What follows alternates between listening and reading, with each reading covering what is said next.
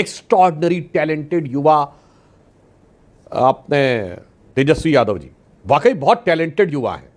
क्या टैलेंट दिखाया है कि पोस्टर से माताजी और पिताजी को गायब कर दिया, आरजेडी के पोस्टर से उनको बाहर कर दिया और परिवार से अपने बड़े भाई को बाहर कर दिया।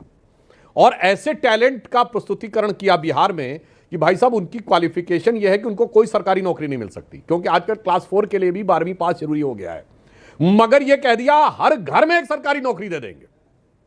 अद्भुत, मतलब ऐसा गणित जो है वो उनकी क्वालिफिकेशन वाला व्यक्ति दे सकता था।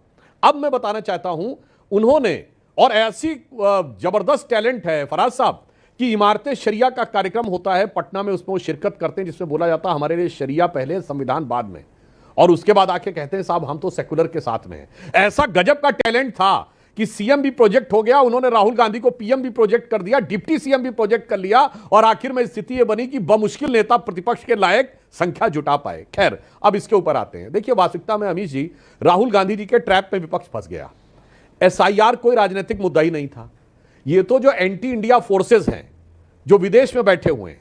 मैं फिर बोल रहा हूं, डोनाल्ड ट्रंप ने फरवरी 2025 में आके कहा कि यूएस एड को जो फाइनेंशियल ग्रांट थी उसने रोकी, यूएस एजेंसी फॉर डेवलपमेंट जो है, इंटरनेशनल डेवलपमेंट, उसने कहा मुझे समझ में नहीं आता यूएस एड भारत में वोटर टर्नआउट को प्रभावित करने के लिए क्यों फंडिंग कर रहा था। यूएस एड का भारत के वोटर टर्नआउट से क्या लेना देना। तो भाई साहब ये जो कोलंबिया से लेके, जर्मनी से लेके, वियतनाम से लेके, लंकावी से लेके और इंग्लैंड और वो जाते हैं, उनको भारत के अंदर इलेक्टोरल सिस्टम में कुछ समस्या पैदा करनी थी। खामखा में तेजस्वी जी और हमारे अखिलेश जी उस ट्रैप में आके फंस गए।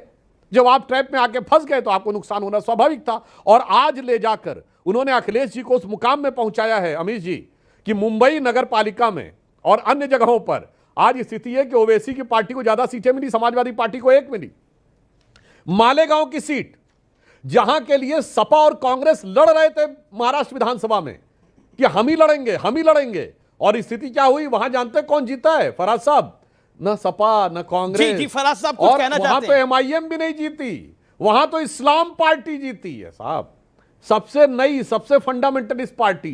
तो गलतफहमी का शिकार विपक्ष इतना ज्यादा है कि वो राहुल गांधी के ट्रैप में तो आ ही रहा है, अपने वोट बैंक के टारगेट को भी नहीं समझ पा रहा है। बिहार में क्या हुआ? Blood is thicker than water.